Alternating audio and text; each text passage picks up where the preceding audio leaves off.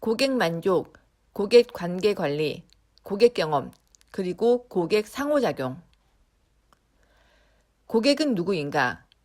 기업의 수익은 고객으로부터 나온다. 기업의 경영활동은 고객을 확보하고 고객을 유지하는 것이 전부라고 해도 과언은 아니다. 고객은 누구인가? 상품 또는 서비스를 구매하는 사람인가? 사용하는 사람인가? 대가를 지불하는 사람인가? 계좌는 개설했지만 금융상품을 거래하고 있지 않은 사람도 고객이라 할 수 있는가?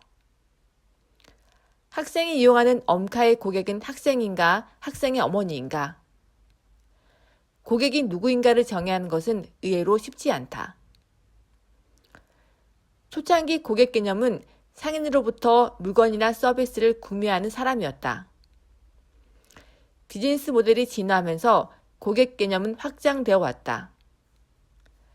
자본주의 경제를 떠받치는 역할을 하는 보험회사의 고객 개념이 가장 포괄적이다. 하나의 보험 상품에는 보험료를 내는 사람, 보험의 담보가 되는 사람, 또는 물건, 보험금을 타는 사람 등이 각각 다를 수 있다. 이들을 한마디로 당사자 또는 관련자로 표현한다. 기업이 수익을 창출하는 데 영향을 미치는 모든 외부 경제 실체로 정의할 수 있다. 디지털 경제에서는 새로운 고객 개념을 필요로 한다. 네트워크 효과를 기반으로 하는 플랫폼 비즈니스 모델에서는 판매자, 구매자, 소비자 등의 개념은 그다지 중요하지 않다. 플랫폼 비즈니스 기업의 주 활동은 판매가 아니라 매칭이다. 에어비앤비는 자산 보유자와 자산 이용자를 연결해 줌으로써 수익을 창출한다. 플랫폼 비즈니스 기업의 고객은 네트워크 참여자인 것이다. 고객으로부터 어떻게 수익을 창출할 것인가는 기업들의 주요한 관심사였다. 고객 만족 경영, 고객 관계 관리, 고객 경험 관리 등이 시대에 따라서 등장하여 왔다. 바뀌지 않은 것은 기업의 존속에 결정적인 영향을 미치는 요인이 고객이라는 점이다. 고객을 어떻게 바라볼 것인가, 그리고 기업은 어떤 활동을 해야 하는가는 각각 다르다. 고객 경영 패러다임을 이해하고 기업의 비즈니스 모델 특성에 맞도록 적용하는 것이 중요하다. 고객 만족 경영. 고객 만족 경영에서의 고객은 상품이나 서비스를 구매하고 사용하는 개인 또는 법인을 의미한다. 고객은 자신의 필요에 의해서 구매하고 자신이 직접 사용한다. 기업은 고객의 필요를 해결하기 위하여 상품 또는 서비스를 제공한다. 고객 만족 경영은 모든 경영 활동을 고객 입장에서 생각하고 고객을 만족시키면 기업 성과가 따라서 확보된다는 생각이다. 1980년대 후반에 미국, 유럽 등에서 시작된 경영 이론이다. 기업의 이익을 중시하는 경영에 치우치다 보면 고객의 이익을 해치게 된다. 예를 들어서 증권회사가 고객의 주식 매매 빈도율을 높이면 증권회사의 수익은 증가하지만 고객 자산 가치는 장기적으로 하락하게 된다. 그 결과로 단기적 이익은 증가할 수 있지만 중장기적으로는 고객이 떠나는 결과를 초래한다. 따라서 증권사가 고객 자산 관리자를 평가할 때 발생 수수료 규모보다 고객 자산 수익률을 지표로 삼기도 한다. 고객 만족 경영의 목표는 고객 충성도를 높이는 것이다. 충성도가 높은 고객은 재구매율이 높아질 뿐만 아니라 주위에 더 많은 추천을 하게 된다는 연구 결과에 근거하고 있다. 고객 만족 경영의 문제점은 두 가지가 있다. 첫째, 어느 수준까지 고객을 만족시키는 것이 최적인가를 알기 어렵다는 것이다. 고객 만족 수준이 올라가면 비례해서 고객 충성도도 올라간다. 하지만 일정 수준을 지나게 되면 고객 만족이 증가한다고 해도 고객 충성도는 증가하지 않는다. 도리어 고객 만족을 위한 비용 지출이 급격히 증가하여 한계 이익이 마이너스로 돌아설 수도 있다. 둘째, 고객 만족 경영은 경쟁자와 차별화를 이루기 위한 수단이 되지 못한다. 차별화는 경쟁자보다 더 잘하는 것이 아니라 경쟁자와 다른 상품과 서비스를 팔거나 또는 다르게 일하는 것을 뜻한다. 고객 만족 경영으로 경쟁하게 되면 같은 일을 보다 더 잘하기 위한 경쟁을 하게 되고 결과적으로 한계 수익이 감소하게 된다. 고객 관계 관리. 고객 관계 관리에서 고객은 기업과 거래를 지속적으로 반복하는 개인 또는 법인을 의미한다. 기업은 고객의 과거 거래 데이터를 분석하여 고객에게 맞춤화된 상품과 서비스를 오퍼링한다. 고객은 같은 기업과 거래를 계속함으로써 보다 편리하게 경제 생활을 할 수 있다. 고객 관계 관리는 신규 고객을 확보하고 판매를 성사시키기 위한 노력이 기존 고객에게 판매하기 위한 노력과 비교하여 8배가 든다는 연구 결과에 근거하고 있다. 기업들은 시장 점유율을 높이기 위하여 신규 고객의 유치에 과다한 투자를 하는 경우가 있다. 고객 유치 비용을 회수하기 위해서는 고객과 1년 이상 거래 관계를 유지해야만 하지만 손익분기점을 만나기 전에 고객이 이탈하기도 한다. 반면에 기존 고객은 가격 변동에 대한 민감도도 떨어지며 판매 후 지원 노력도 거의 필요 없다는 장점이 있다. 따라서 기업은 기존 고객과의 관계를 강화해서 이탈을 방지하는 데 노력해야 한다는 이론이다.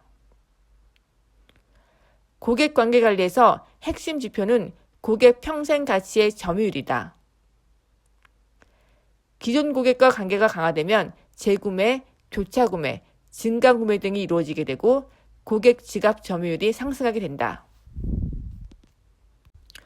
고객 관계 관리는 고객 서비스 프로세스 자동화, 고객 데이터 분석 등이 필요하게 되고 기업들은 이를 해결하기 위해서 CRM 소프트웨어를 적극적으로 도입하기도 했다. 고객 관계 관리의 문제점은 2가지가 있다. 첫째, 시장이 포화된 상태에서는 기존 고객에게 아무리 노력해도 기업의 수익 증대로 이루어지기가 쉽지 않다는 점을 간과하고 있는 점이다. 기존 시장이 포화된 상태에서는 새로운 상품과 서비스를 개발하여 새로운 고객을 찾는 것이 보다 현명한 전략일 것이다. 둘째, 신규 시장에서는 의미 있는 수준의 고객 규모를 확보하는 것이 매우 중요하다는 점을 놓치고 있다. 네트워크 효과를 발휘하기 위해서는 충분한 고객 규모가 확보하는 것이 중요하다. 시장을 압도할 수 있는 점유율을 차지하기 위해서는 새로운 고객 유입에 더 투자할 필요가 있다. 고객 경험 관리. 고객 경험 관리에서 고객은 기업이 제공하는 상품과 서비스를 이용하여 원하는 효용을 얻는 사람을 뜻한다. 일반적으로 고객 경험은 법인보다는 개인을 대상으로 한다. 고객이 원하는 효용은 제공하는 상품 또는 서비스마다 그리고 고객마다 다르다. 효용에는 편리함, 재미있음, 보람을 느낌, 뿌듯함 등이 포함된다. 고객 경험은 디지털 시대에 주목받는 경쟁 요소이다. 뛰어난 고객 경험을 제공하면 같은 서비스라고 하더라도 더 높은 가격을 받을 수 있다. 또한 새로운 고객을 유치하거나 기존 고객의 충성도를 유지하는 데 강력한 수단으로 작용한다. 고객 경험을 결정하는 효용은 사람마다 다르기 때문에 기업은 고객 페르소나를 가정하고 페르소나 본료 적합한 고객 경험을 제공하기 위해 노력해야 한다. 예를 들어서 카카오뱅크는 10대와 20대의 마음을 사로잡기 위해서 체크카드 디자인에 노력했고 대상 고객군은 카카오뱅크의 체크카드를 갖기 위해 상품 가입 신청을 하는 결과를 낳기도 했다. 좋은 고객 경험을 제공하기 위한 또 하나의 요소는 일관성이다. 고객을 응대하는 접점에 따라 다른 반응을 보이거나 같은 질문을 중복해서 한다면 고객 경험은 떨어진다.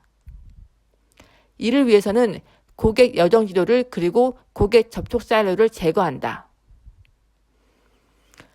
고객 경험 관리의 핵심 지표는 페인 포인트와 게인 포인트다.